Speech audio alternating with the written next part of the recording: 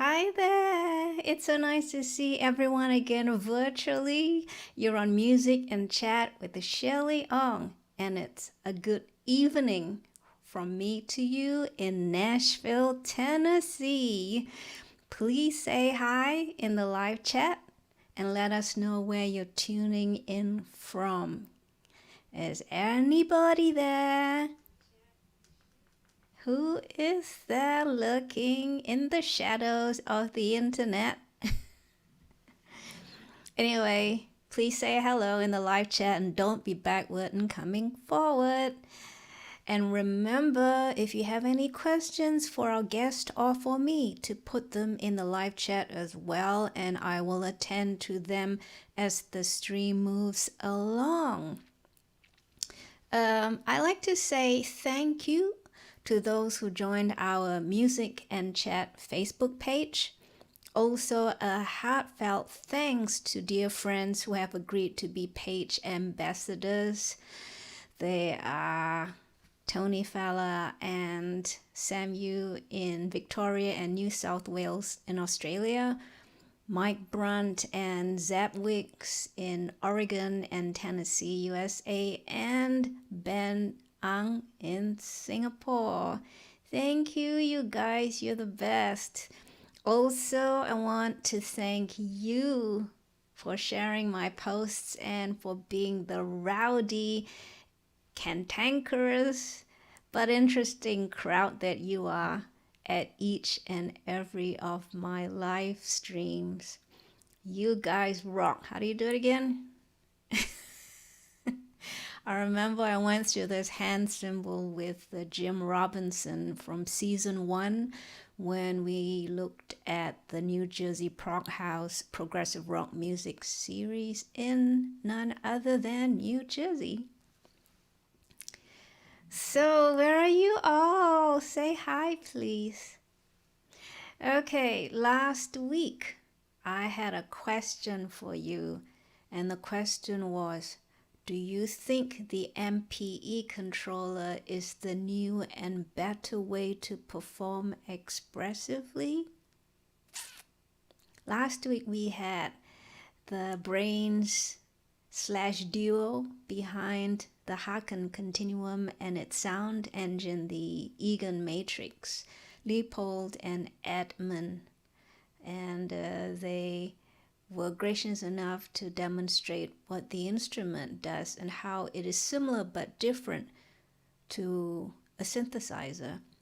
And of course, they fall under, or the instrument falls under the MPE controller, also known as the multidimensional polyphonic expressive controller. So do you think this is the new and better way to perform expressively? Anybody? Anyone want to say hi? Okay, it's 7 p.m. It's 4 minutes past 7 p.m. Central Time where I am in Nashville, and it would be 4 minutes past 8 a.m. in Singapore the following morning, Sunday, 11 a.m. in Australia the following day as well, and Sunday.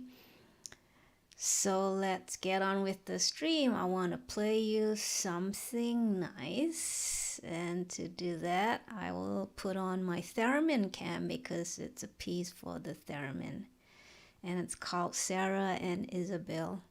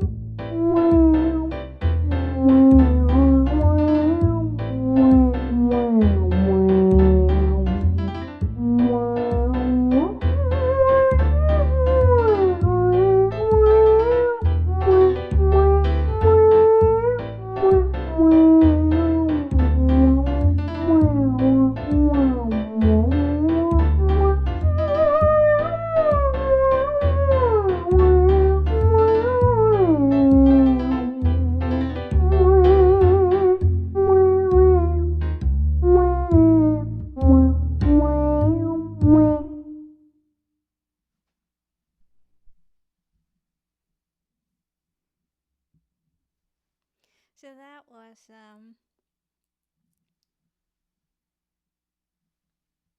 that was Sarah and Isabel, which is it's a two-pattern movement from a larger format piece that I've been writing. So I think some of you are familiar with it because I played it a few times, but I really like playing it, so thanks for indulging me. Can everyone hear me clearly? I'm sorry. I think I might have muted my microphone. I'll repeat myself. That was Sarah and Isabel, a movement from a larger format piece that I've been writing. It's one of my favorite pieces to play, and I played it a few times, so thank you for indulging me again. At this juncture, I want to say hello to a few friends.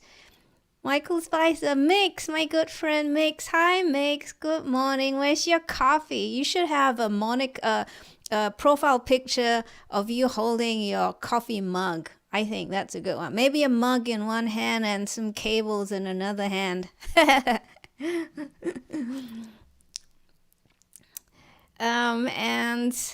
Also morning to James Wu from Singapore as well, of soft Singapore music. Thanks for letting me know that I'm loud and clear. I wasn't so sure. Everything is going live, so you can imagine I'm looking right, left, up, down, behind me, all the cables. Is everything connected? I believe so. Michael Mix is saying there's no coffee yet, but it's coming up. Don't forget to give us some coffee each. Oh, I just spoke to our guest earlier on, and he's got a mug of coffee ready. I've got my mug of tea. Actually, it's more like a flask of tea.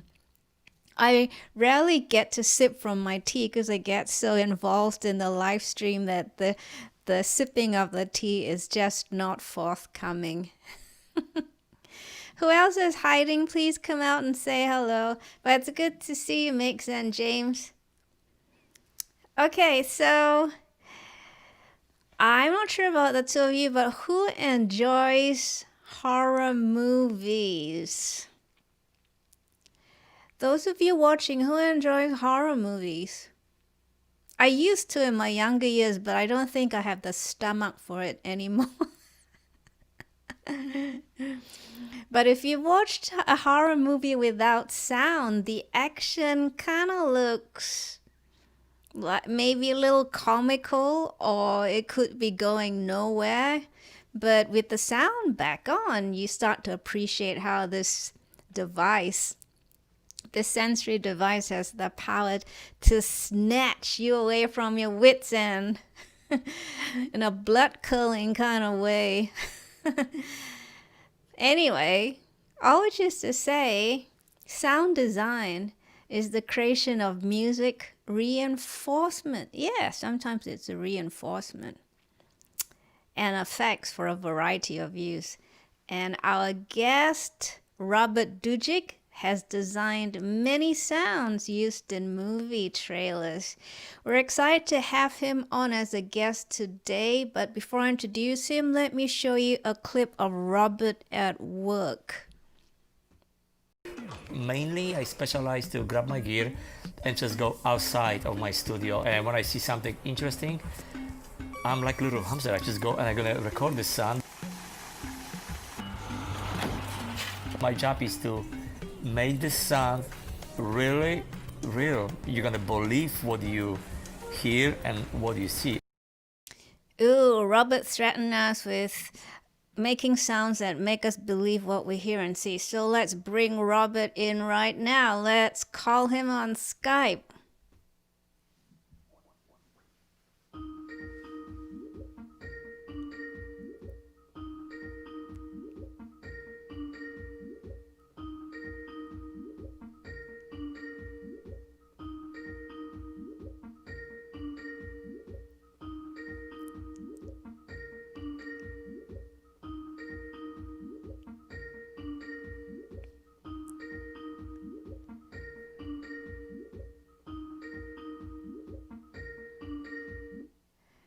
Let me just make sure that he's there. He is there. I see him. I'll try again.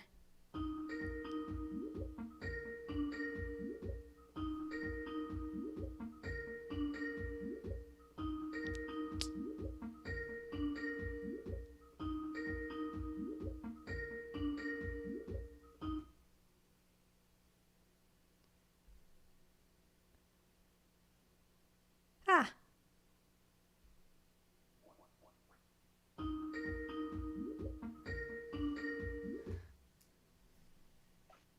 Success!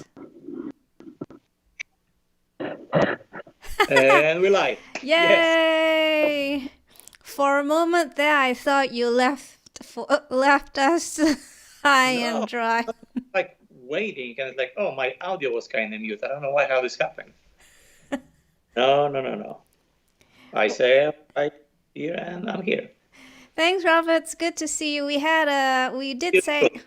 We did say hello this morning, just a few minutes. Actually, sorry, not this morning, this evening.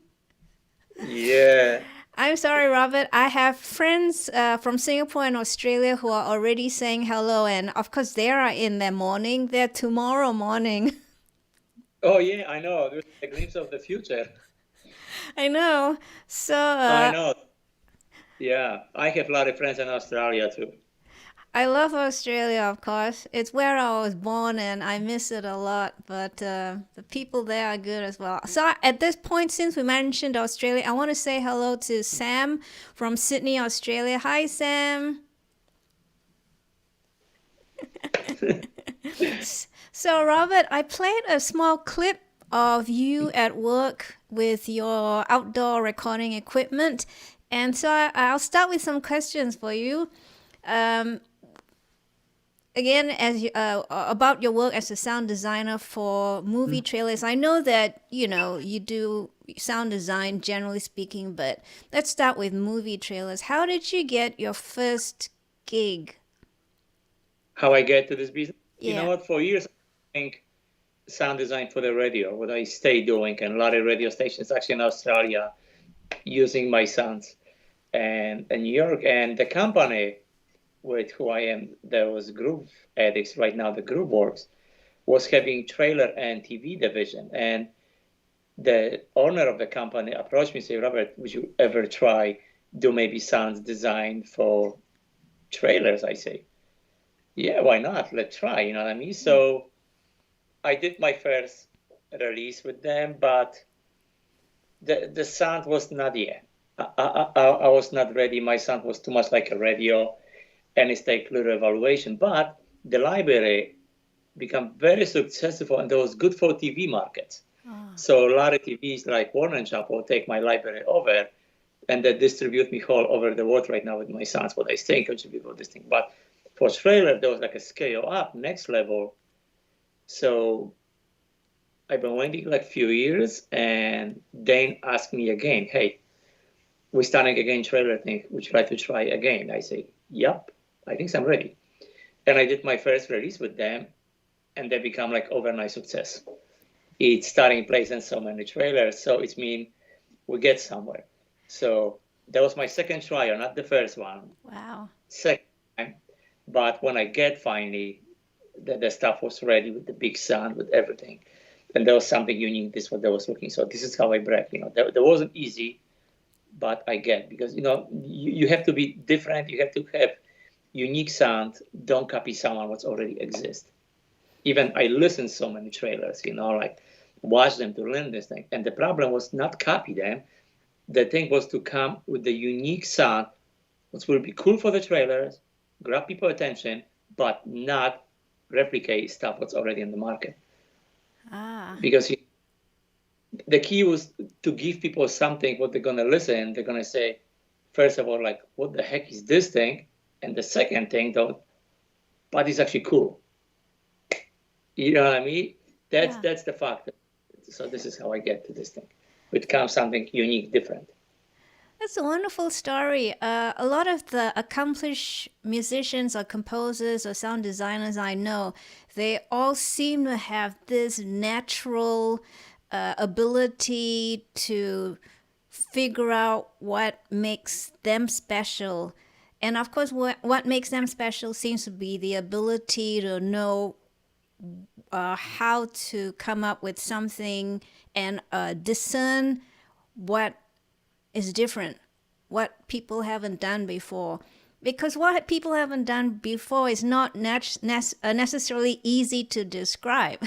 You can't describe what hasn't been done before, but in your head and in your mind and in your ear, you can somehow know what something different could be. Yeah, and, like you have to know, like the trailer people, the editors and the movie directors, they're spending like $150, $200 million in the movie, and if they want to making trailer, what's going to sell the movie like in 30 seconds on TV or to miss a movie, that they want to have something unique what no one ever done before. They don't want to be sounds like Terminator because it already exists. We don't want to be sound like Jurassic World because it's already exists. We want to be different. You know what I mean? So the key is always reinventing yourself with completely new approach with new sound. And this is what I find the best way to be unique and make sure I'm not copy anyone. Just go in the field, record my own sounds, and produce them. So that's the only way. Sorry, you go know on. what I mean? And the sample libraries, what like by creating like sounds, contribute to heavy acid and native instrument damage collections, or I work with the guys from Project Sam and the Symphobia series when I did the sound design, or I did sounds for Steinberg, and people using this stuff all over the world. But I don't want to be the guy, you know what I mean? It's like, why would I go against myself? So I just, I'm going to do my own thing. It makes your life more interesting though, right? Yeah, absolutely. It's fun, like I can recognize my sound and no one's going to tell me like I use stock library sounds. No, I just did, that's my own sounds, And yes, I come up, with some other stuff, what I have instruments, what I'm using native instruments, Arturia or Steinberg, or Spectrasonic, and I overlay them sometimes, but each of the sound have my own DNA, the way how I perspective the sound, how I'm recording the sound. So it's got to be unique. I would never rely just on the stock factory preset, because someone else going to get this preset and they're going to think, oh, I only have the one that sounds like. You're not the only one who have the sound. And don't think you're the best thing, because you're not the only one who, example, purchased like Korg Kronos or like Kurz by other Nord piano or something. Everyone else have the chance, It's all what you layer the sounds, It's all, for me, it's all about stacking, layering the sounds.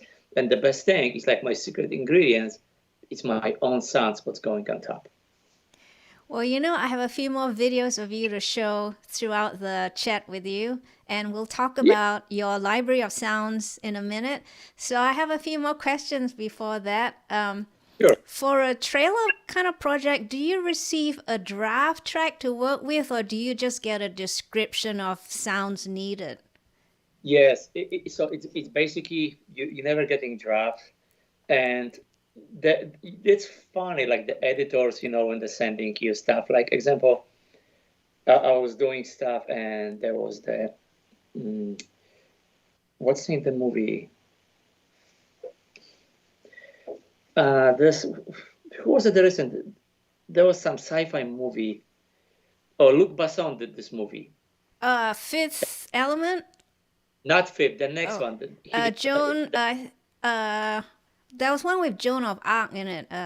Messenger or something like that. No. No, just did the movie. That was like a sci-fi movie. Sci-fi. There was like a couple. Yeah. But they sent me message. We want to, from the editors, we want to have sounds of weapons, of sounds guns. You know what I mean? Cool explosions, something. And that's all what they say. But it's a sci-fi movie. It's a look, but the sounds have to be in your face, because he loves the sounds. But he don't want to have a regular sound of the gun, what's already on the market, because there's like tons library with gun sound effects. He don't want to have sound effects of the Star Wars, because this stuff is already in libraries, If he means guns, he wants something what no one's going to hear this before. When you hear the impact, because like, whoa, you know what I mean? Oh, that's cool. So people just say, we want a guns, we want a cars, we want a cracking tree, or when they're like driving car or something. So it's mean when they come to me with the sounds, they know I call like trailerize the sounds. It means the sound's gonna be beefy, huge, and your face more powerful than people ever expecting. So this is where the secrets how you're making the sound. So they don't say anything ever like use a lot of reverbs, use a lot of EQ, compression, nothing. They want to basically like just like anyone else. I want the sounds of the car, I want the sounds of the guns, I want the sounds of the trees or something, or like whoosh or hit. But when they mean they wanted the sounds and the trailer side. So it's me. It's got to be huge, powerful, impact, and basically like balls to the walls, Do you, when you say beefy, do you work in 3D sound or just stereo? I do sounds in the surround, and I do sounds in binary recording, and I do a lot of ambisonic recording, and I bring these files, and when I mix them, sometimes I'm getting like the illusion, almost like a 3D by placing when I'm working, and especially when I work like a innuendo, I go to bring my sounds over there and creating this experience of almost like a 3D sound. So when people sometimes listen to the trailer and they hear like sometimes sound just popping out of your head or something, it's because I record the sound in the ambisonic and I convert them in my system to stereo to binary audio. So people just have this huge, enormous sounds in your hand. So, like stereo sounds is the one thing, but bring the three-dimensional sounds going. It gives people, I realize, it gives people more feel and convince like they're there, because you get to realize most of the people watching movie trailers, they're watching them the phones, having just like regular earbuds, when they watch train or somewhere. So might as well give them the feel of what's potentially it's gonna hear, the big movie screen with not changing your setup. So that's one of the things what I'm doing too, Fantastic. My friend Sam from New South Wales in Australia, he said, could it have been Valerian, City of 1,000 Planets? That was Valeria. Okay. That was Valeria. Thank you, Sam. Yes. The viewer to the rescue. Yes, thank you, Valeria. And actually, he's from Australia. I told him I'm using Rode microphones, and for recording my surround sound, I'm using the Ambisonic RØDE Nt SF1. Ah, yeah. Yeah, the Rode brand has developed a very big following all the way from Australia, and now it's very strong. No, I'm really good. I've been with Rode even before I get introduced to Rode and the name shop. I was using Rode for years because I just find I like the sound. It's big and warm, and trust me, like the Sennheiser factory in the office is only like half hour away from me, and I know who work over there, and I have whole container of the Sennheiser microphones, and I'm not using them. Even I get them, I'm not using these mics because it's just not my sound. I like the Rode warm sounds, and it's talk to me, and it's not the point of the price because I can afford to get any microphone I want. I have Neumanns too. I'm not using them. I just using the stuff which work to me, and that's my sound. It's like works for me. So hello to my friends in Australia for making great mics. I really love them. Yeah, likewise from here. Hello to Australia. Yeah. So, Robert, you're saying earlier on that, sometimes you get projects where you need to record a car or sounds of leaves from a tree. But if you were asked to do someone brushing their teeth, would be the first choice for you to record someone brushing their teeth? Yes. You would? I would record myself brushing my teeth with the closest microphones I get, whatever I get. I will record the sound. I will bring the sound to my session, open, and the next thing what I will do, I will starting putting layers over instead recording like a regular brush, scratching something. You know what I mean? Like doing like some kind of water effect, whatever my mouth is doing, adding, emphasize the sounds to make it bigger. So basically, I will be stuck the sound with multiple layers and sometimes adding more bass, more high tones, something just to bring more pure attention. And once again, if I will do example, like you talk, brushing your teeth, what I will do, I will wear my binary microphones. I will place them basically in my ears. So when I brush my teeth, the person will be watching, they will be feel like actually they're brushing the teeth and the hand. So mixing this binary recording with this thing, you're just getting enormous effects. I see what you mean. And your mouth is the best echo chamber, isn't it? It's the best place to amplify the sounds. Recording binary stuff, but when you're recording, you basically feel like three-dimensional like stuff happening inside your head. So if you had to come up with the engine of a car, do you also record the engine of a car, or would you do that and layer it again? Yes, I do record, but a lot of times I find good experience. I don't know if you see it's a video on my website. What I did, and I use like violin, and I use with the little fan, and I was just driving this fan, and I get sounds of engine of the Ferrari driving of other cars. Ooh. Oh. I don't know. I haven't seen it. I don't think I saw that one. You know what? Hold on. Do I have this thing? I can show you this live. Just a second. Okay. I should have it here. You know what? False alarm. Sorry. You just have to. You know what? If you're just gonna go to my YouTube channel, just type Robert Dudzic on YouTube. It's gonna bring you to my page, and look for the picture me like with the holding violin with the fan. Okay. Or just follow the fan. the pictures over there, and these videos have like tons views. Okay. So you how I simulate the car engine going. Okay. Yeah. Okay. I'll go watch it. Speaking of video. Or record cars, you know what I mean? And I record starting engine car, but again, I will be bringing this to my session and use the recording as a reference. Then I will try adding different kind of synth sounds or other things, or my process, you know what I mean, to spread the sound, make it bigger, to emphasize, add more bass, to make the sounds more in your face, more presence. But always I will keep the original recording as a reference. And sometimes, you know, when you just take the reference recording after out and the stuff what you stack when you turn off, you actually getting really unique car engine sound. Because you just stuck with the sounds and you're trying to make the sounds bigger. And when you turn off, just mute the reference track, and it sounds like a car engine like you never hear before. And you just did this thing. So a lot of times I'm just getting my reference track, you know, out, and I just keep the stack sounds what I did with my recordings, and it sounds unique. I see what you mean. So this is apply, you know, to my guns record, a lot of things what I'm doing. You know, speaking of gun sounds or a futuristic weapons shooting sound, do you ever have to try and tie it up with the type of technology that is being used in that futuristic weapon? Oh, actually, you know what? I think I have the prop what I'm using for the gun. I'm going to show you right now. Okay. Right here. So a lot of times what I'm doing, I can take, this is door handle. You know, I find this in the flea market, and I find out interesting, when you move this, it sounds like you're loading the guns. So I record this thing, and I overlay stacking. Then I can take like a balloon, pop the balloon to making big impact. Then I take like a paper bag, blow the air, smash the bag. Then I take like a plastic bag and blow this thing.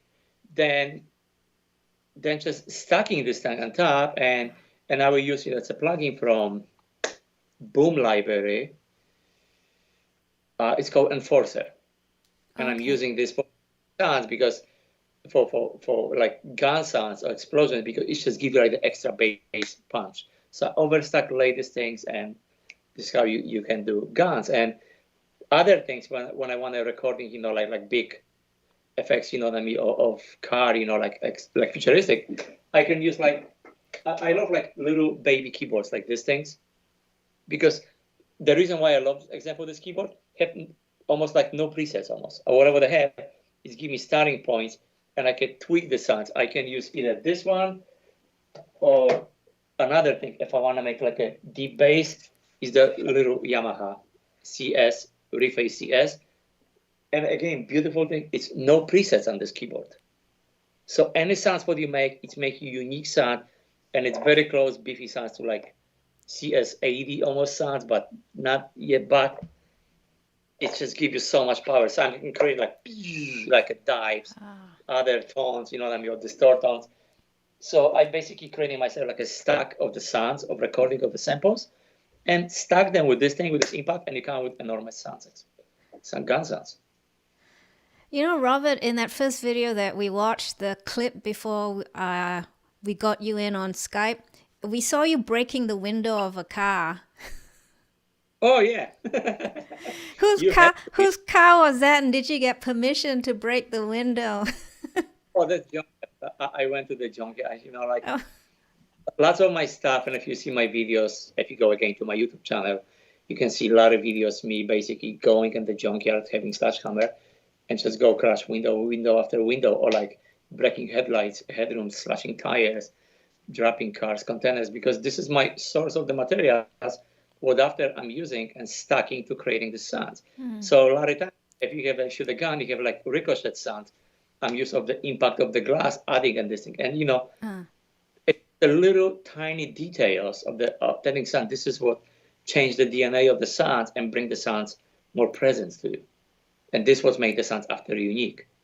Because people never hear, you will never think you're going to put the sequence of the breaking glass or some impact inside, but it's just getting this punch, you know. It's just a little thing. That's the way how I approach the sounds. I got a question from Sam again. He is a movie buff. Sam, thanks so much for putting questions in the live chat. Sam says, has any movies brought you on site during the filming to create a unique sound on the spot, or is it mostly after? Okay, has any movies brought you on site during the filming to create the sounds, or do you usually do it after? No, that's the thing. Like I never work on any movies. I'm doing just sounds for the trailers, and this is completely different game. Yeah. And the sounds what you do for the trailer, they never use in the movie. Same thing with the music. A lot of times when you hear the music and the trailer, it's never in the movie except Star Wars, Indiana Jones, or something, because it's signature. You know what I mean? You got anthem, it. But then because it's licensing fees, you know what I mean? Yeah. And yes, they can license my sounds to the movie, but they will be just cost them fortune. So it's a different thing, you know what I mean? So yeah, Robert made a very agent. Sorry, Robert. My agents take care of all the legal stuff of this thing, so I don't have to deal with that. So, but to the answer of the question, I've never been on the set and recording this stuff. I will probably go after. If I will be on the set, I will observe, I will probably just shoot a video or take a pictures what's actually happened over there.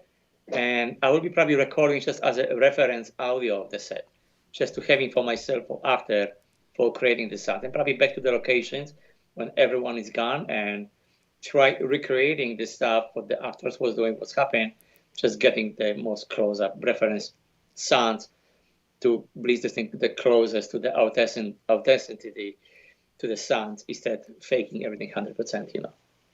Thanks, Robert. Yes, a trailer is very much like a commercial for a movie, and the commercial usually comes out way in advance of the movie. So by the time a trailer is out, and correct me if I'm wrong, from what I understand, by the time a trailer is out promoting a movie, the movie soundtrack may not even have been started yet. Yes. So therefore, Robert won't really, or anyone who's doing, sound effects for a trailer wouldn't have the opportunity anyway to go on site till, as Robert was saying, much later if they get a chance to. But therefore, I think the job is harder and the responsibility is tougher to try and bring out what the producer, director, and filmmaker might have in mind, along with the composer, what they have in mind for the movie without having seen the movie. Yeah, but you gotta create this hype. Like I already have, usually this time, it's a COVID, so it's a little bit time difference. A lot of movies is pushed 2021, but I already did stuff for this movie for the trailers. They will be released next year. But a lot of stuff like for Disney Plus, what I'm doing, like Mandalorian, sound designs for the trailers, for the promos. that's been already done like months ago. So you're just having the ideas, you know what I mean? So you're doing ahead. So it's a lot of pressure in this thing because you have to realize you have 30 seconds to grab people attention to make sure they're going to go see the movie. I know talk about like 2.5 minute trailer when you watch online, you know what I mean? And you watch YouTube or you go to the movie theater and you're forced to watch incoming attraction. I talk about the spot, what's coming, you're watching NBC show or Fox or CNN or anything, and there's a spot coming. You want to grab this person's attention for 30 seconds. So it's very important. You sound, you put extra effort to the sounds. Because today, sounds basically grab people's attention and selling the movie. You know what I mean? And if you're going to do a crappy job, they will never contact you. So obviously, I'm doing something right because I'm getting requests. People themselves, and luckily, I have a chance, you know, working on like huge blockbuster, big budget movies, you know. So obviously, like, you know, you prove yourself, people are going to come back to you. But if you do something and it's not successful, doesn't meet the expectation, then next time studio is going to say like, when you use, just make sure you're not using this sounds. Because it doesn't work for us. And even before the trailers go, there's focus groups who's watching, and there's a lot of people who have to approve all these things, the final thing. It's not just a one decision. Editor job example, just take the sound, and he plays this as a starting point ideas. But it have to be approved by director, by studio, by producer, by and especially the focus group, you know, who's going to watch. And what's they're watching, what's going to be the people reaction. And if you get factor of like, wow, then you in. Well, you made a very good point about the focus group. I forgot about them. Yes, every show, every trailers, everything. It's like, you know, even director like studio, like, okay, let's see what people are going to say.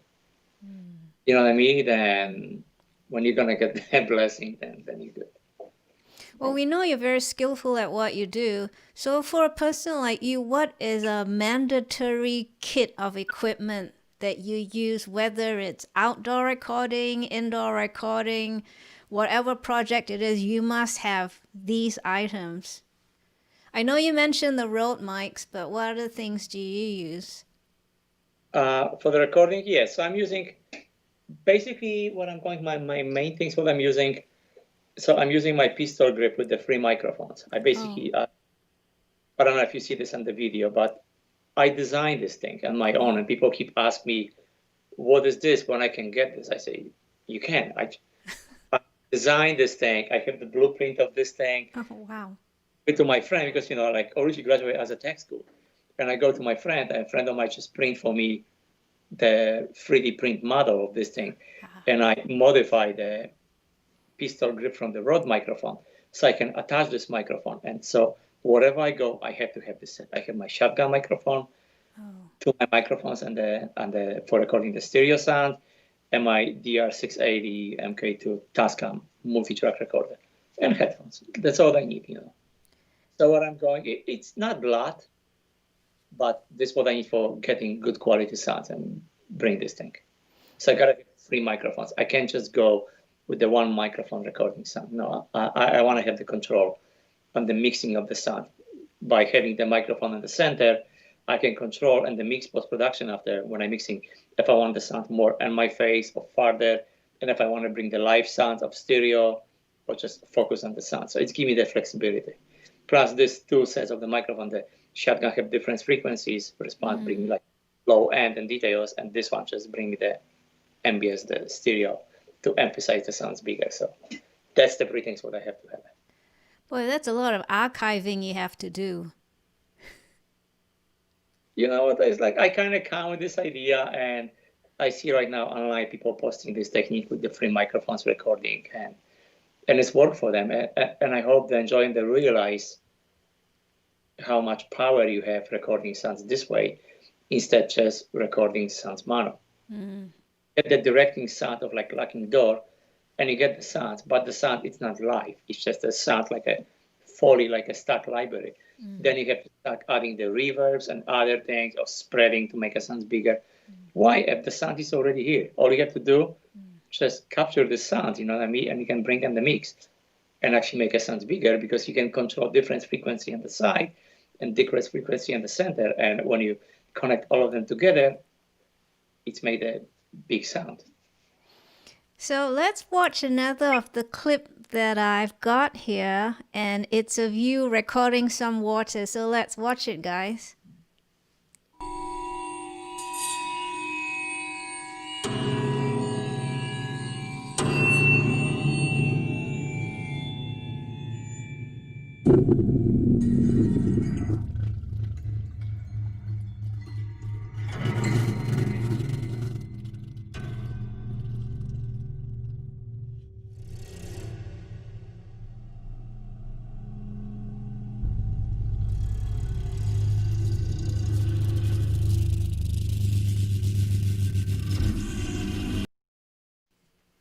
That was quite interesting. What did you end up using that sound for? Do you recall any movie trailers for that sound?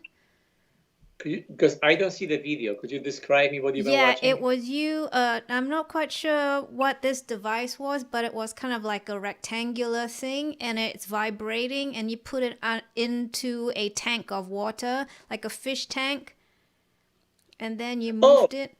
Oh, got it. Yeah, I know what you mean. There was my waterproof speaker. Oh, it was a speaker?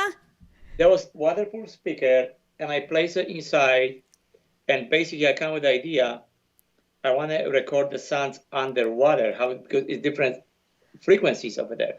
So like sometimes people like listen to something and the sound just going underwater. So that was just the idea what I showed, but originally I was recording like people scream. Oh. Scream people, and when the screams come under the water, it sounds completely different person underwater. So it's microphone and the person jumping in the water, I play the scream sound and the speaker just go in the fish tank. So I get this moment when this drop and the microphones pick up the sound like screaming underwater with the bubbles. So this is how I come with this idea of recording this thing. That was smart of you not to put a real person underwater. So like when you put with the microphone, you're gonna get like static. There will be just not sounds right. So I want to have the closest possible sound. Sounds very unrealistic. You know what I mean? So this is how I record the sound. Do you recall if it was ever used in any movie trailer? This sound, I have no idea. I'm just getting like a statement. You know what I mean? This license, and I just creating so many sounds. Then I don't know sometimes, but No I'm worries. sure they use this because it's very unique stuff, and they're using a lot of my stuff in the horror movies. So when it's scream, they definitely use it.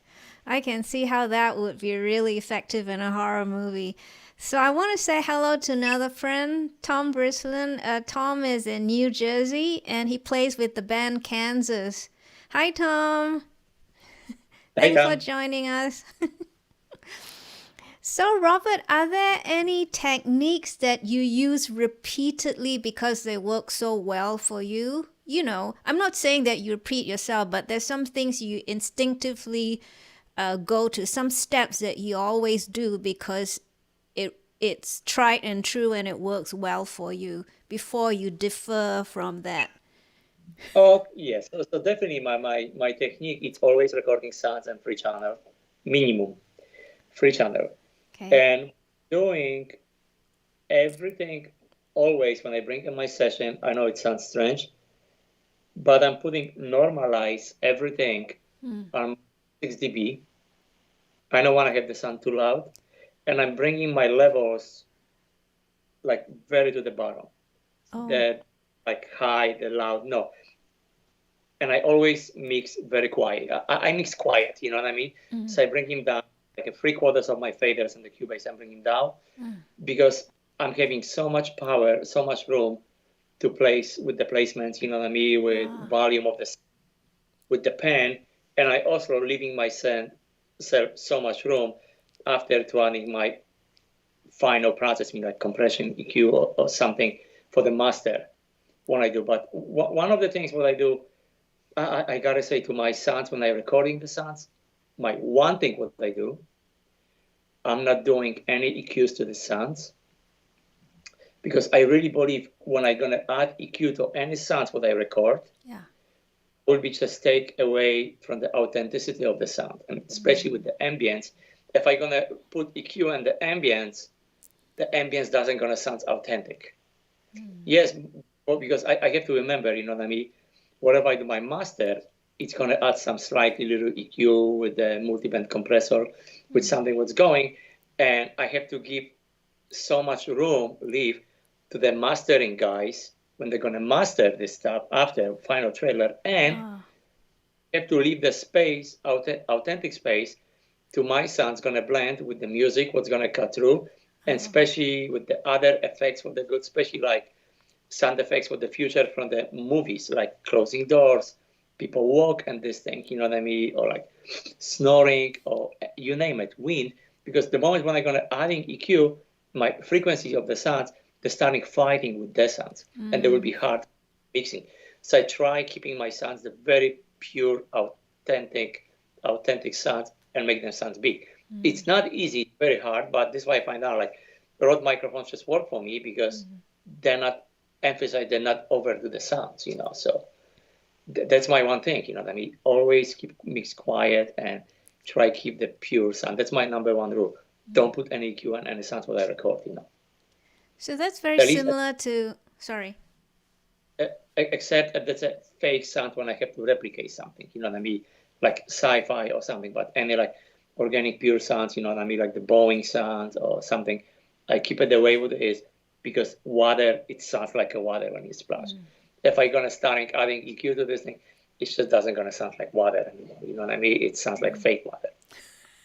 Yeah, it doesn't have the dynamics, right, of the real thing. EQ to like screaming voice, it doesn't gonna sound like authentic human. It's gonna sound like auto-tune or somebody like perfect, and it's not. It's normal person. So that's very similar to mixing a song. Then, you know, when you're recording and mixing a song, that's pre-mastering. You don't want to interfere with what the person who's going to master the song will do. So you don't want to. You know what I mean? Yeah, because, you know, the editor, he's going to mix the sounds with other sound elements and the dialogue of the actor with the music. So there's a lot of layers.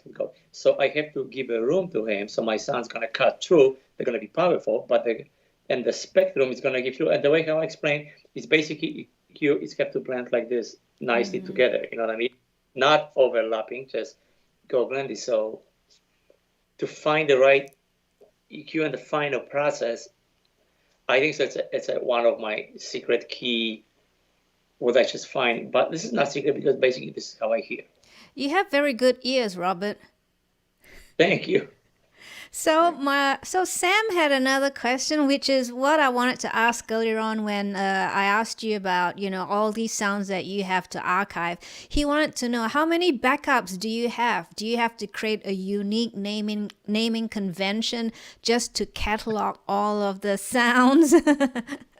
And Sam, of course, has an IT background, so that's a very good question. You know what? I take for a second my camera and I can show you something. Okay. This is one of the stock of my sounds over there. Archive. Each hard drive have like 8 terabyte. If you look at my system, there's 16 SSD drives connect nonstop to my system, and I have stock of the hard drives and cloud of the backups of the sounds. So I always archive it. And I have my system how I archive everything. So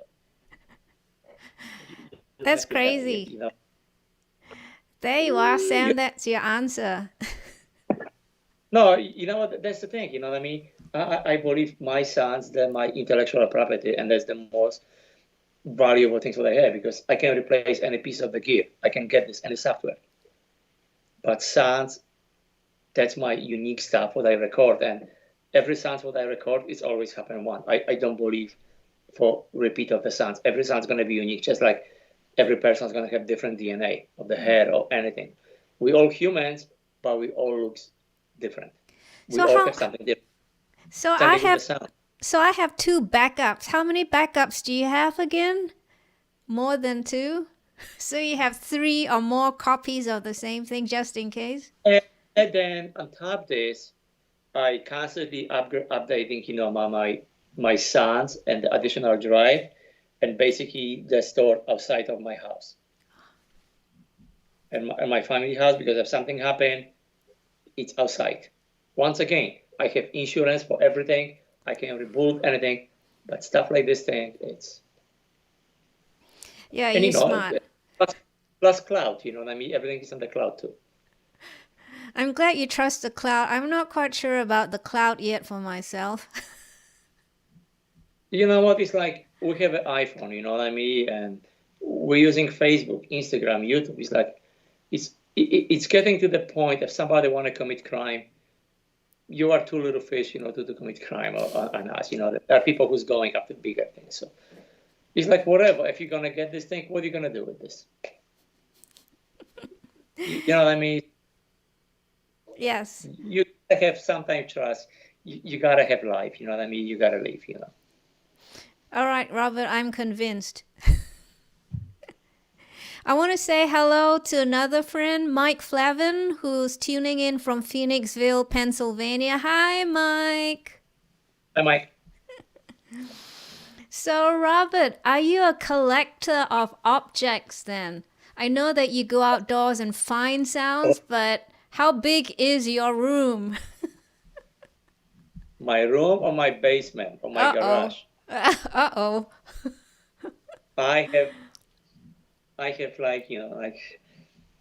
every weekend I like to go, like before the COVID, I was going like in the flea markets or garage sales and just driving and find unique stuff what some other people junk, you know what I mean? They'll be my treasure. So I have stack of CRs, typewriter machines, all kind of unique, like mechanical gears, you know what I mean? All like vintage stuff. Sometimes people just sell and they don't know what they're selling. So I have like stuff everywhere. It's like, yeah, my studio is loaded with the gear hanging in the walls. Like, it's so much stuff, like not too long time ago, I went to like flea market and I buy this thing. Oh, like, there was like a huge trumpet. And I buy this for $5, and it sounds so unique. Wow. So I buy it. Have you tried playing it yet? Yeah, I record this. Yeah, and other flugelhorn, like I buy guitars, you know what I mean? Like I always buy guitars, but when I see like an acoustic guitar is broken, I buy this for nothing because acoustic guitar is making so much great sounds when you break them. When you're cracking the wood, and people are complaining at my videos like, why you bring the guitar? The guitar was broken already. And all under, like I'm just tired answering these questions to people. I say, I'm a musician and I have 100% respect to the instrument and I know what's mean be poor and can afford musical instrument. I will never damage perfect instrument. I will give it to someone before I buy. But if someone I know it's damaged, broken already, it's unuseful, I can take it and I still gonna make a sound. And sometimes the sound's gonna make me more money than actually the instrument was cost, But I have one rule: I would never break perfect instrument. No way. Do you think you're having? I have lots of stuff, and boxes, all kind of. Do you think you have more fun now in your career or in your profession than you ever did as a young boy? Because you can break things and smash things. Yeah, it's like, it's hard to say, but I always keep saying to myself, it's like, like I'm getting paid for play. It's like, I love what I do. It's like, I I have full-time family. I have, 2 kids, son and daughter and wife, and we have a life. And I much as enjoy spending time with them. I love them to death and I will do everything to them. I love spending time in my studio too, because it's what's making me happy. And, pays bills, everything too. And it's just like, like I creating stuff and I do what I love to do. And I think so that's the key to success. Like if you do what you love to do, you're going to be happy in your life and you're never going to co-work. I don't co-work what I'm doing, I just do what I love to do. And yes, it's fun, I enjoy this thing. And definitely more fun than I was a kid, I would never think I will be able to do this for a living, breaking things, Speaking of But, breaking things, sorry, go on. Yeah, go ahead. Oh no, I wanted to show another video of you having fun.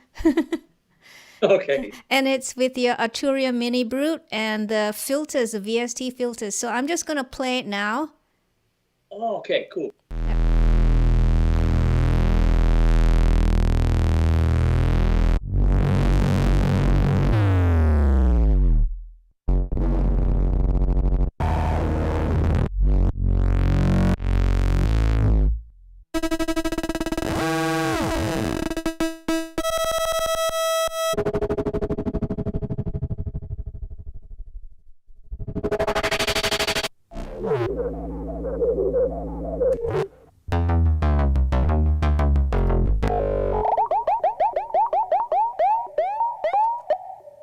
When I'm gonna just place my hits, what I record before hitting some object or cardboard box or wood box.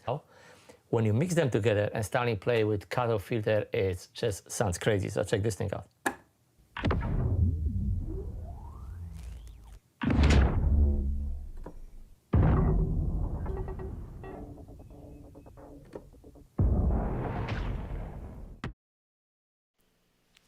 So that was the clip. I took a clip from your video where you were using the Arturia minibcrute to get some sounds. And then... over there, the little one? Yeah. Yeah, that's my baby. I love this thing. And then also, I believe you're a Cubase user, so you went in with the VST versions of the filters. The what were they? They were the Mini, the SEM, and the M12. Yes, I have all of them, so I don't know exactly which one was used, and I don't remember because the video was shot like a year ago, but... So do you have a favorite filter adjustment that you like to, that you use frequently, you know, because it's favorite, so you use it more often? You do? Cutoff filter. Cutoff? Like, Cutoff filter. Well, not so much resonance, but it opens up the frequency. And you like it? I assign go MIDI mapping, and I always assign this automatically to my module. That's my to go. That's my favorite cutoff filter, you know. Okay. So do you no matter what, work in Kontakt, anything interesting, my sampler cutoff filter, gotta have it. So between the three Arturias, the SAM, the Mini, and the M12, do you have a favorite, or do you like all three? Or have you ever used them in? Have you ever used them in a series? You know, they're all linked to each other. Yeah, I love to experiment. I love to have element of the surprise, and running all of them in the chain. Or like a lot of times, I just basically duplicate the tracks. One is the same sounds with the same setting, but each of the track have different filter or different effects on this thing, and they all BPM sync, and just play the sound.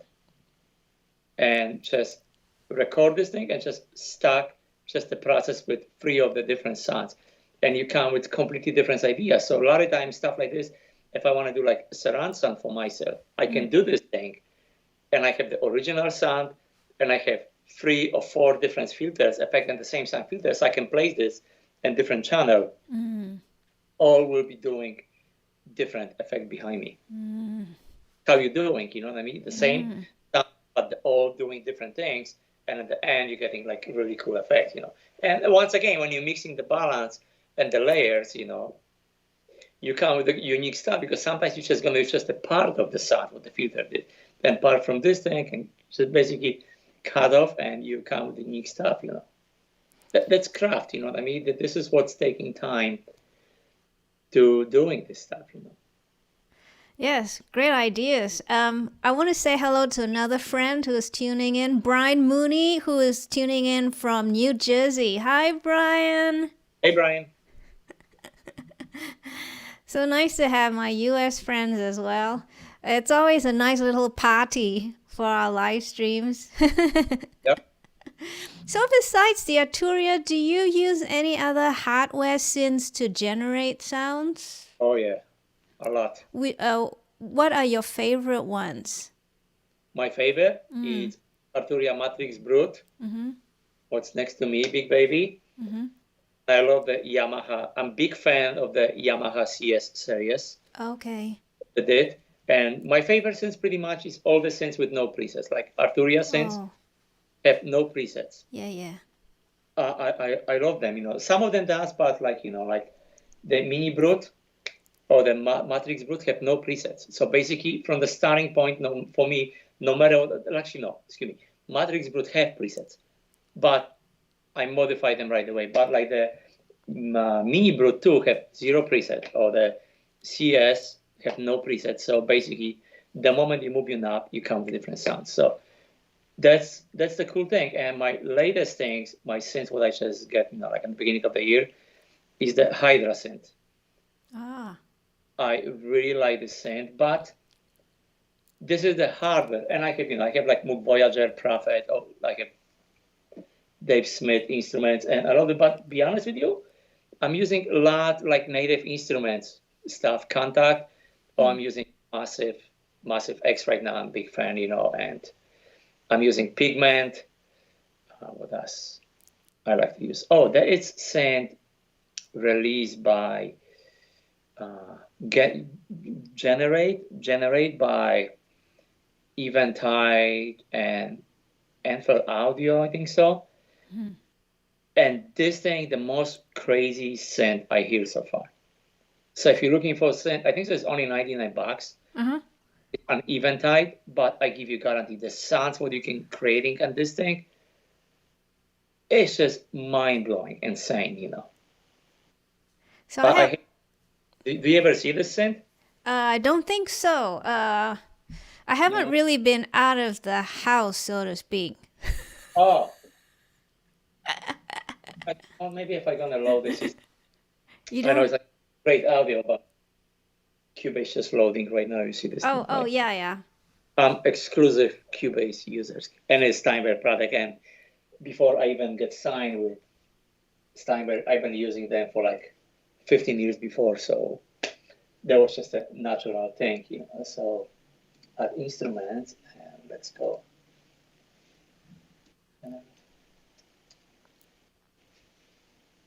Generate. Okay, so there is the synth, and the coolest thing in this synth, I don't know if you did you see my screen here? Yes. So watch this thing.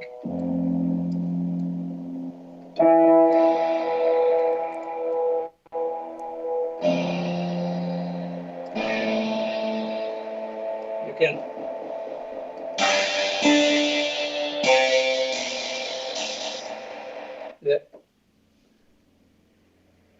the sounds.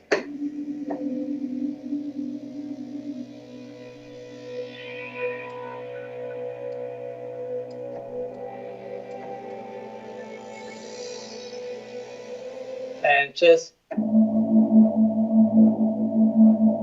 you can sound like this, and you can go.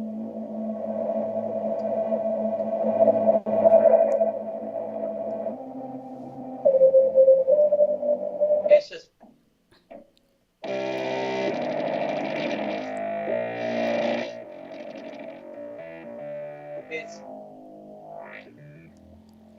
it's crazy what you can do with the sound. It's like, guys, I'm telling you, $99, you're probably going to get the best synth in the market right now for creating sound design. I can't quite see it very clearly, but did you say it's called Generate? You know what? Let me bring my camera close so okay. you can see. I don't know if you see right now. Oh, yes. Generate. Thank you. New audio, and you can get this on Eventide website. Oh, excellent. Yeah, from Eventide. And I actually did, my custom patches presets for this instrument too. Yeah, that's my sounds. So they're actually, I don't know if they're already in the update, but they're free. So like dark, cinematic.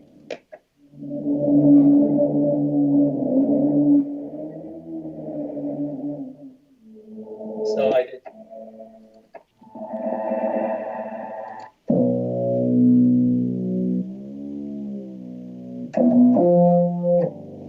is so low.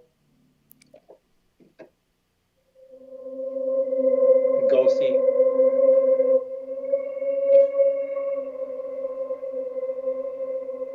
And again, you can play with the key.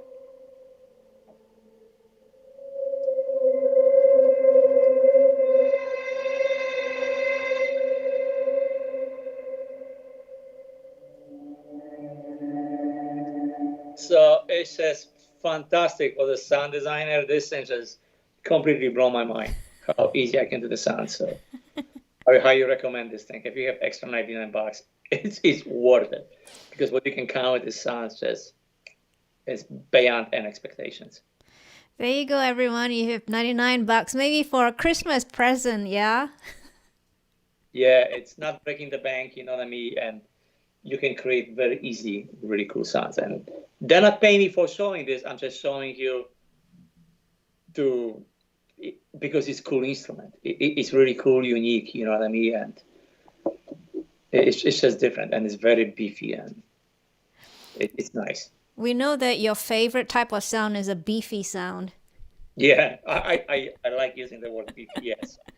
So Mike Flavin, our friend from Phoenixville, Pennsylvania, says, I like seeing the hardware synths. Does that lend itself to experimentation more than the software types? Yeah, you can do a lot of experiments with the sound, you know. Basically, it's just very easy moving your mouse and just generate the sounds. It's like infinity. That's like infinity synth for me. It's basically I was able to generate the sounds like I was not able to creating any of the sounds and any other gear hardware what I have at home. It's very unique, you know, and I have a lot of synths, and I'm getting a lot of like software synths from a lot of companies, and I have, you know, like over these I experienced using a lot of the synths, but this year, like definitely this thing dragged my attention. It's like this thing is the closest to me to native instruments using Reactor for me, or from Arturia using Pigment. Yeah. They're all like my top instruments to using, you know. So our friend Sam from Sydney, Australia, the IT person, he says, after you created that sound from Generate, he said, how does one categorize a sound like that? You know what? Basically what I do, sometimes I just spend like an hour, and I just sit and just recording the sounds, whatever I want to do. And I'm ending like with the 1 hour file long. Wow. Then I'm going and I'm just editing the samples. And basically when I have this samples, like if I go, I think so, right here to my browser, and if I go, you know, let me just go. See, I'm getting older. I have to wearing my reading glasses. I think we all are getting old. Yeah, so if I go right here, and I have rubber synths and drum samples, you know. So basically I can go to an example like, Matrix Brute sounds. I have all the sounds right here, recording in the Matrix. After editing,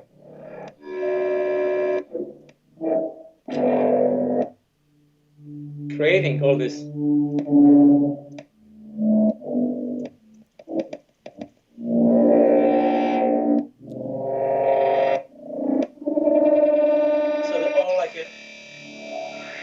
cinematic trailer stuff, you know.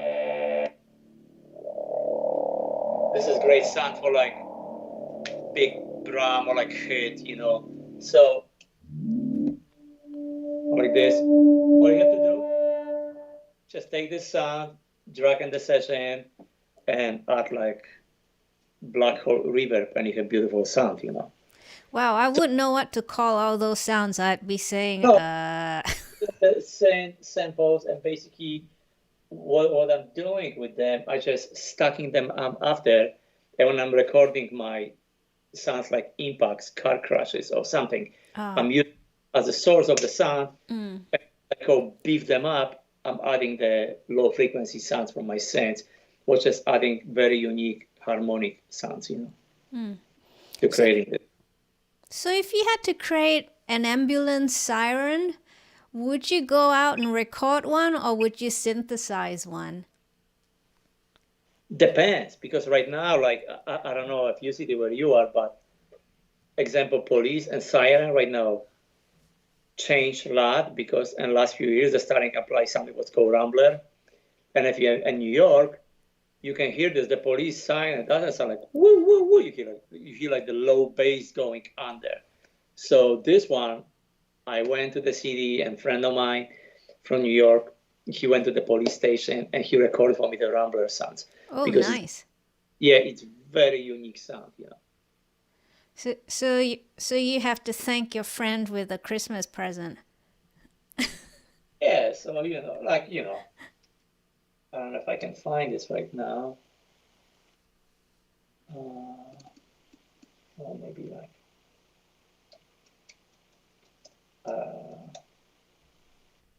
no, it's not here. I have to, but I have about the police in New York. It sounds completely different right now.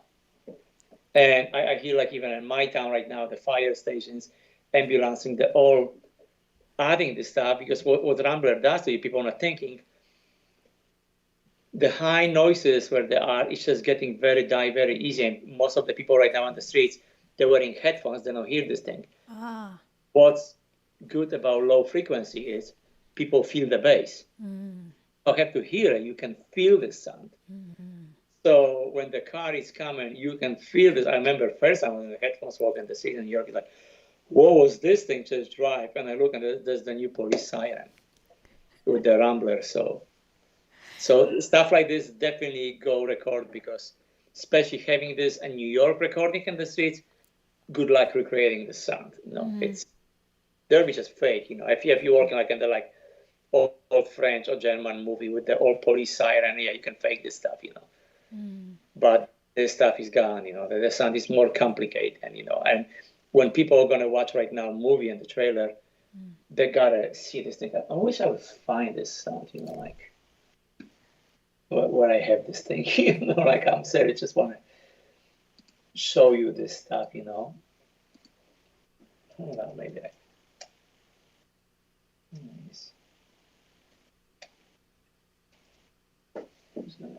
No, I'll show you Wikipedia. No, I don't want this thing.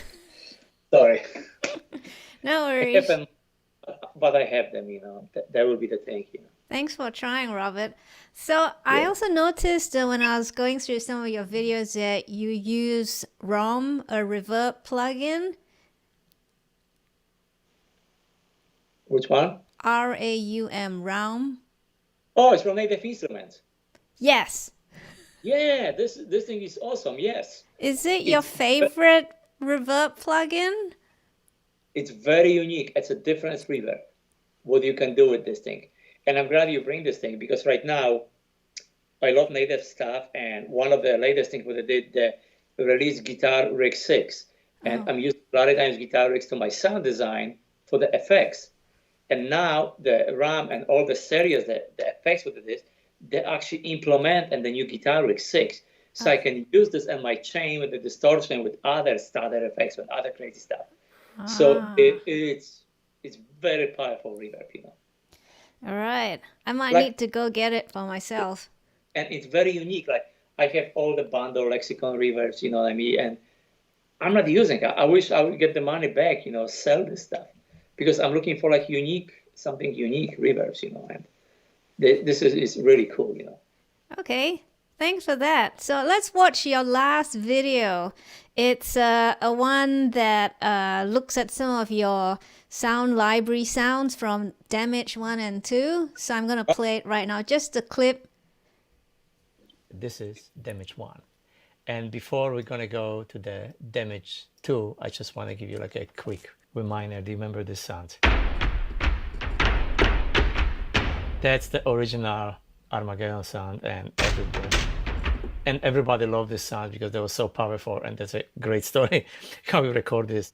And this patch becomes so successful, I hear this thing and endless tracks and soundtracks and trailers, then that's just enormous. But that was 10 years ago, and now if you go to the Damage 2, same assemble, and it's completely different. You think, okay, I have Damage 2, I don't need Damage 1.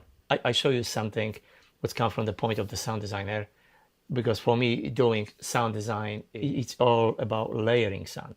What if I'm gonna take the same patch, Armageddon from the original Damage, and activate both of them and try playing the same thing, and you're getting completely new sound.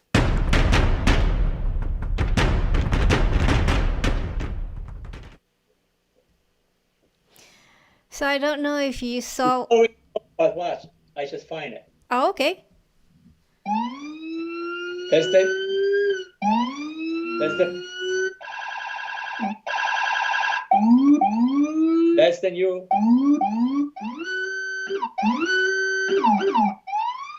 new police.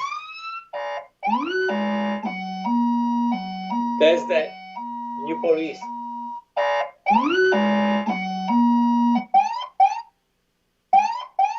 So it's completely different sound. So that's the rumblers with the low frequency. I know you can hear this over, but Wow. on the barefoot monitors, I have the dual force bass. You can feel this. Wow. So that's the sounds. That's completely different. So Yeah. good luck with this thing. Well, now I'm gonna listen out for the police siren sounds to see how it really sounds like, and whether it sounds different from state to state.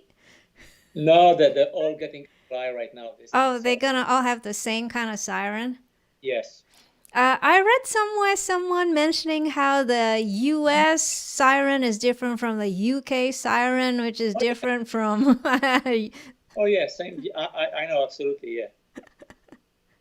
But So- like the New York siren is like beefy, big, like it's really cool, especially like when you walk like in the streets in Manhattan between all this big building and you hear like the natural ambient echo in the crowd. It's just, I'm lucky I record this sound in ambisonic and in the binary, so you feel this like it's just enormous. That's amazing. I'm glad you found it. So here's a question about the video clip we just watched. My question was, how did you create that Armageddon patch in Damage 1? Okay, the Armageddon patch was not created by me. That was created by guys in Heaviacity, but Okay. I was part of this thing because basically what we did, there was combination of us standing and hitting all kind of objects, include drums, plastic buckets, like some wood boxes, cardboard containers, garbage cans. And when you hit all of this thing together, you're getting like a one massive, huge, and I think so there was Dave on year count with the sound gonna cause like the Armageddon. It's like, I find out this sound later when the lighters come. They're creating, basically, it's a stack of the drums. So that was a beefy sound. Yes. Yeah, and I love it. But I will never use this sound. It's in the library, Damage, and Damage 2 was the new thing. And everyone else is using the sounds. So I just creating my own things, and I know how to make the sounds. I know Kontakt, I know how to build the instruments, I know how creating my sounds, and I have plenty enough samples to creating my unique sound. So I'm not going to be sounds like these things. So Robert, the Damage libraries were co-produced with Native Instruments, and who was the other party? Okay, the first was produced with Native Instruments, and the second is Heaviacity. It's my friends from New York, and they're responsible to doing like Evolve or DM307. It's so many different, like if you just Google Heaviacity I'll Google. instruments, you're gonna find out. But Damage is definitely the one what's put them like in the world map of every composer. So even when I was reunited with them this year and we did the Damage too, I know every composer is gonna use this stuff. Yeah, it Because sounds good. every composer using Damage, so that was nice of this thing, having my sons contribute with other guys, with have asked the guys to this thing can be part of this epic release because it's cool, you know what I mean? Oh, yeah. So everyone out there, we are approaching the end, close to the end of our really fun chat with Robert. So please put your questions in the live chat because you know there is a lag of 1 minute to 2 by the time we get them. So please put in your questions or else you will miss having Robert answer them. So Robert, when I went through your website, I spotted you in a photograph with a Roli Seaboard controller. Yeah. Which one, the little one or the big one? Yeah, I saw the little one. Did you pick it or did they give it to you? Oh, this one, they give it to me. It was given to you? But before they give it to me, I purchased this one and I stay happy. Before, I think so, like the first month when this thing was just on sale in the States, and when I on the name show, and after I was in the ES in New York, I said I had to have it, and I just put it right away. So yes, I have a connection, you know, with Roli, and at the position where I am right now, it's easy because I'm getting a lot of stuff, but I'm getting the stuff from the companies only because I previously actually purchased, I support, and I believe in them. So I was using this stuff before, you know. So to answer, yes, I get the controllers right now from Roli for free, but I purchased my stuff before. I purchased because I believe and I use it. It's really cool. And one of the things I got to give you the tip how I'm using these things.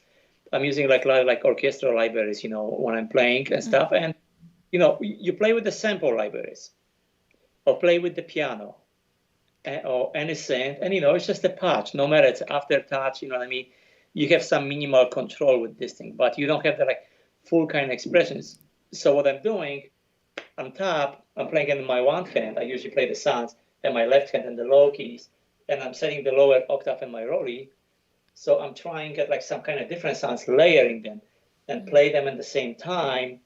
So basically, I'm layering more expression and different cool stuff, you know what I mean, adding to my sound. Same thing like I'm using, I don't know if you ever see this Touche controller. Oh, yeah. Yes, I'm using this thing too, you know. So it's all about, you know what I mean, like adding the expression to the sound and make your own DNA. I just don't want to just stuck with the factory presets, you know, like I want to get the depth and get depth into the sound and control them. Got it. So you think, because earlier on I asked our viewers whether they thought the MPE controller was the new and better instrument for expressive performance, and it looks like you think so too, that with an MPE controller, which the Roli Seaboard is, you can get more expression out of it than a regular black and white keyboard. Yes. That was very firm, yes. Yeah, absolutely. And you know, like I wish there would be more instruments compatible with MPE, and I know there's companies coming. And actually, I have to tell you something. I'm working right now on my own instrument, but I'm basically developing this instrument just for myself. It's not going to be, and I'm just making this instrument just to creating my own unique sounds, synthesize my sounds, and doing morphing and all kind of stuff. It's pretty complicated, but it's I just want to, and it's going to be MPE. Well, when you're done, let me know. I'd be interested to see it. Yeah, it's like, you know, I'm going to show some glimpse of this thing, but I don't want to show, pretty honest, I don't want to show too much because the moment you're going to show something, people just going and just going to try and copy it. So you want to have some little secret, you know what I mean, of your personal stuff that you're doing. This is what's going to make you unique. And, you know, I've been working on these ideas for years and all my sounds, and I will show people what you can do with unique sounds, you know what I mean? And if I can do it, you can do it too. Because remember, like when I came to America in 1990, I was not speaking English and I had no money. And I get to the place right now where I am, and I'm able, you know, to having people developing my own custom instrument built just for me. So be in this comfort zone and work with all these developers company. It's pretty cool thing. So basically dream come true, but I always say, don't stop dreaming. If I can do it, you can do it too. Well, the moment your new MPE controller is ready for mass production or for sale, let us know. Yeah, Or maybe not. Okay. Oh, well, just drop me a Facebook message and say, yay, I'm finished with my MPE controller. And I'll say, congratulations, Robert. We will probably see this thing because, like I'm going to show, but, I'm not going to, but people just will be able to hear this thing and see live what's going on. When you just grab the recordings, what I record sounds, and just drag into and just modify, like open just my keyboard and everything with my knobs, and the control will be able to control anything I want, I understand. Doesn't matter which controller I can use, or Seaboard Rise or anything, I will be able to go deep inside. Because, MPE is basically by assigning the MIDI control under whatever the comments you want. So it's just a deeper scripting, but it's possible, Gotcha. So from the beginning, you can do, Absolutely. I've known several people around the world, particularly Australia and Singapore and the States, who have designed and built their own instruments, but not for mass production. It's because they want to find another way of doing something in perform. They want it. They have their own. Yeah, they have ideas that they want to execute, so they built their own instrument to do it. Yeah, that's what I do. I build my own instruments, my own source, and this is what I want to do, not only mechanical, but doing like the hybrid, do like sit on the computer, because most of the time I'm spending right here on my desk, this is where I'm making everything. Absolutely. So let us know how, and we're curious as we reach towards the end of our chat with you, our very exciting chat with you, how some of us are curious how competitive the sound design market is, particularly for movie trailers. As you were saying, there are few people who, maybe it was when we were talking, you were telling me how there are a few people who are doing it already. Is it the same few people? It is very competitive because, the moment you show idea or show something, people see and people want to try, you know what I mean? And what is great because it's competition, and competition is good because competition push you to be better. And, I don't say like I'm at the top, but I'm definitely like at the trailer levels. Yes, if you make the trailers, it means you get to the top. But I have to say, I always say to people, it's more easy get to the top than after keep yourself maintained to stay on top. Yeah, I hear because you. The moment there's no secret. People hear your sounds everywhere, and they're trying to replicate, copy, and trying to analyze how you did this thing, and the copy and the try with the better with something. So you always have to be innovate yourself. This is why I design my own instruments with my idea, with the way how I think, and recording my sounds, because this is what's keeping me unique from my competitors. And a lot of them, I know them, we're great friends, and like we talk to each other, and it's a great thing. And like my social media is pretty strong, so I see these people we talk to a lot of times, and it's all great because what I mean. Like I can show you anything what I'm using. I can show you any software, anything, and my hardware, my microphones, everything. The only things when I can show you is what's inside my brain, because that's the way how I hear, how I think.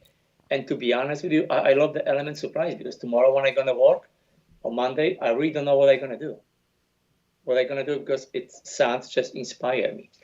So it's no limit, you know what I mean? And I think that this is what's great, you know what I mean? No limitation. Be creative person. Basically, you can go anywhere beyond in the sound, somewhere where people never hear this thing. And, doesn't mean bad is bad, bad is be good, because someone else is going to say, it's cool, it works, it's different.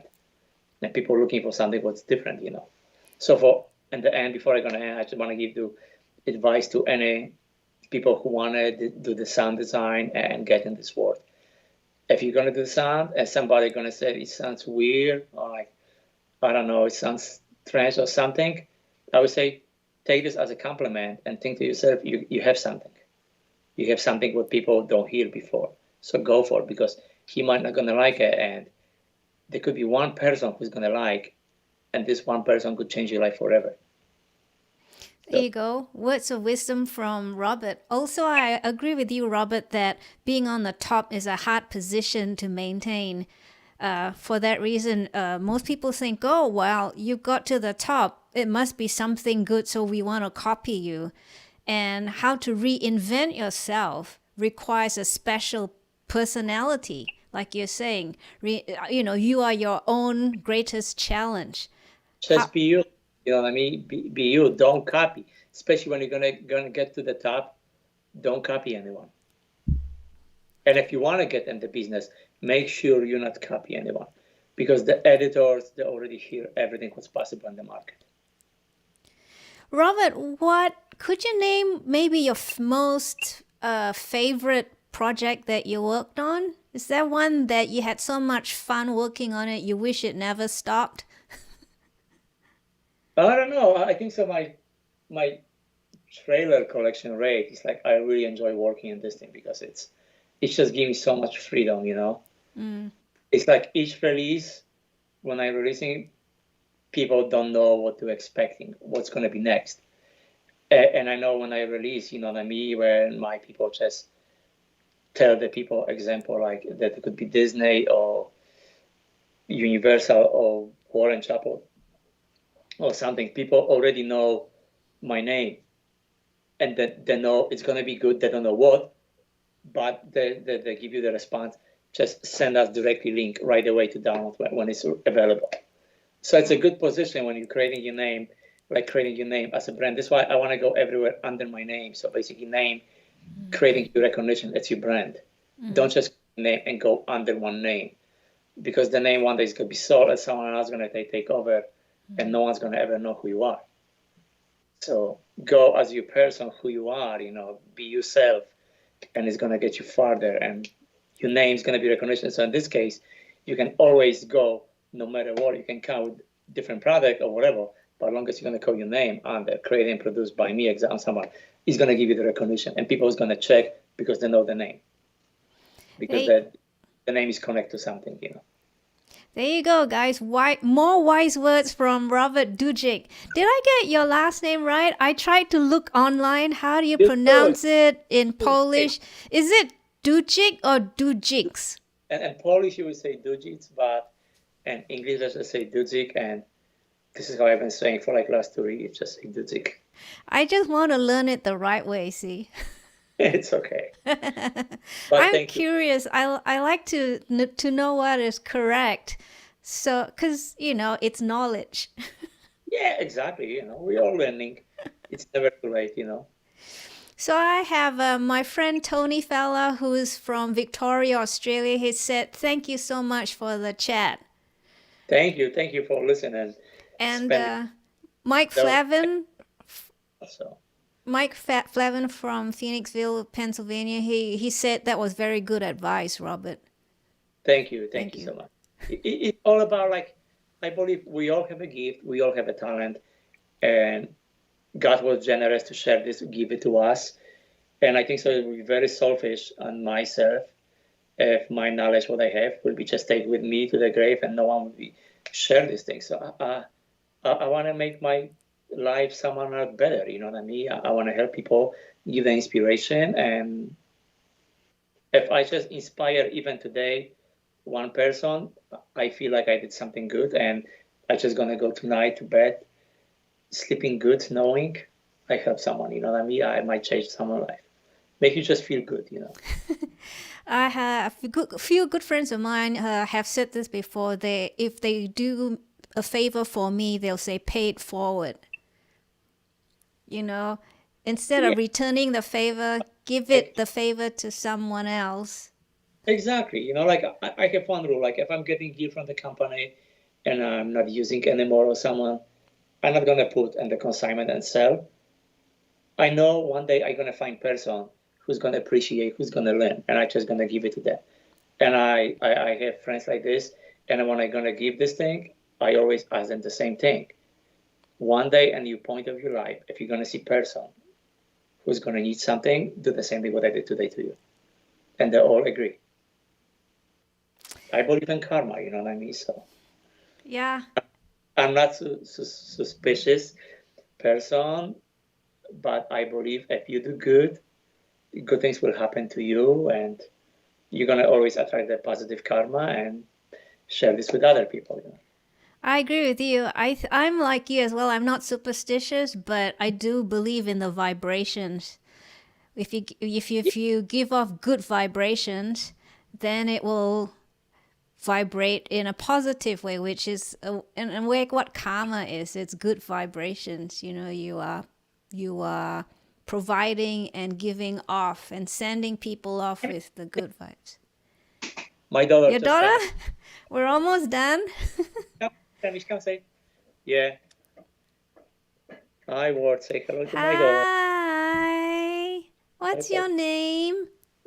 Emily. Emily. You're beautiful. How old are you? I'm 7. 7. Turning 8 in November. Yes.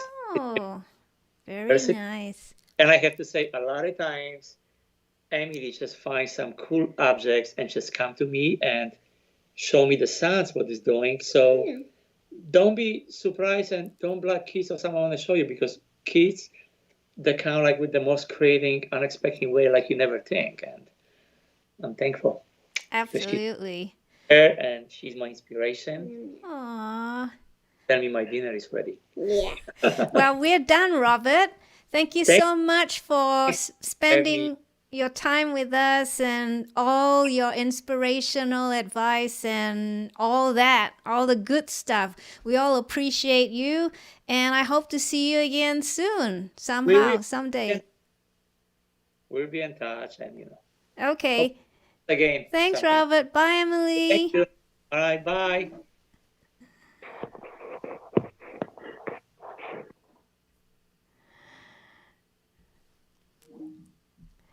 That was so fun. It was most informative talking to Robert, for sure, especially the advice part. It's quite interesting how he brought up the issue, I suppose, of being, or the phenomenon of being number one, on the top, and how, once you reach the top, the only place you can go is slowly downwards if you're not mindful of staying at the top. I guess, if you look at it on a more less selfish way, there are always opportunities for other people to then take the top position. But on a professional standpoint, I guess you want to stay somewhere on the top. So how do you do that?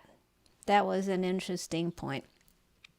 So anyway, my guest next week is Daniel Liston Keller. Some of you know him as a record producer, engineer, musician.